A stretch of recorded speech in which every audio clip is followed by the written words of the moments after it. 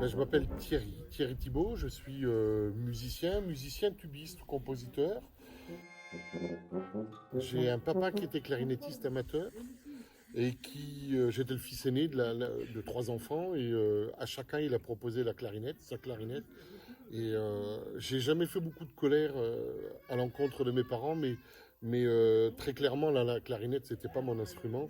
Et je parlais du tuba parce qu'il m'amenait tout petit dans les harmonies dans lesquelles il jouait dans la région de Toulouse et j'avais remarqué ces gros machins au fond et c'est ça que je voulais faire, c'est ça que je voulais jouer et puis du coup je me suis jamais posé d'autres questions que celle-ci.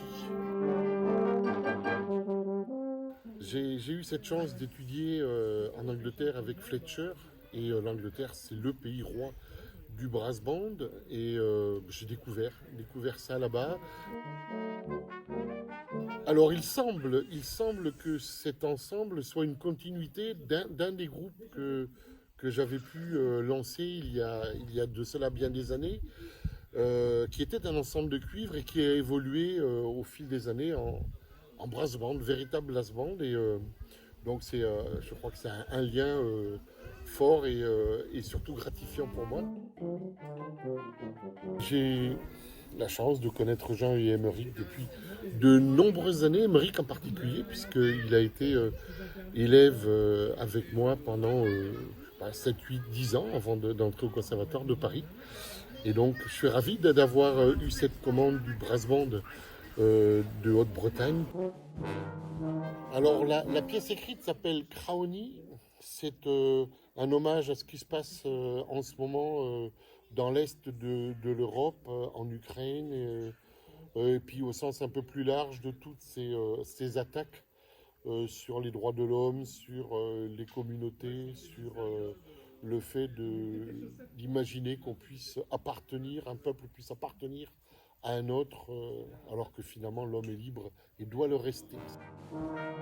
Un peu des mesures asymétriques, un peu comme le répertoire des Balkans, mais aussi un passage du milieu plus je dirais, dramatique ou en tous les cas plus profond, qui fait penser à ce que les gens peuvent souffrir quand il y a une guerre dans son sol. J'ai en mémoire un concert qu'on avait fait à l'ITG, c'est le festival des cuivres à New York, et que là, quand on est rentré sur scène, on a vu dans une grande salle où il y avait plus de 800 personnes, devant il y avait les musiciens du Canadian Brass, il y avait Maurice André qui était invité d'honneur du festival, et puis tous ces gens qu'on connaissait, les grands noms des orchestres new-yorkais et américains.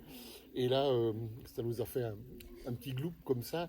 Et du coup, il y avait une carte blanche au Canadian Brass le lendemain où ils invitaient des amis et ils nous ont demandé de venir jouer avec eux tellement ils étaient contents de ce qu'on avait fait. Et ça, c'est un souvenir extra. Il y a des compositeurs, de Leruel par exemple, mais beaucoup de jeunes compositeurs qui ont écrit. Stekar a écrit aussi une pièce ou deux à un moment pour le brass band, qui apporte une touche française parce que mine de rien, même si les compositeurs français sont inscrits dans une grande dynamique internationale, il y a quand même un peu comme le jeu français, une spécificité dans l'harmonie, dans la manière de faire sonner. Et ça, c'est chouette de garder cette couleur-là. La Bretagne, c'est ma terre promise, ma terre d'adoption. Alors la question se pose même pas. Le beurre, c'est demi-sel ou ce n'est pas. Le Mont-Saint-Michel est clairement en Normandie. Survivre, encore et toujours, des concerts qui viennent avec Trio, avec Epsilon, et puis des formations comme ça diverses. Donc une rentrée tranquille, normale, j'allais dire.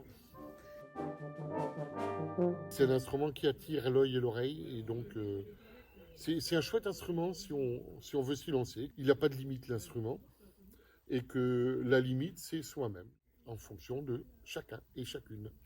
Chacune est importante.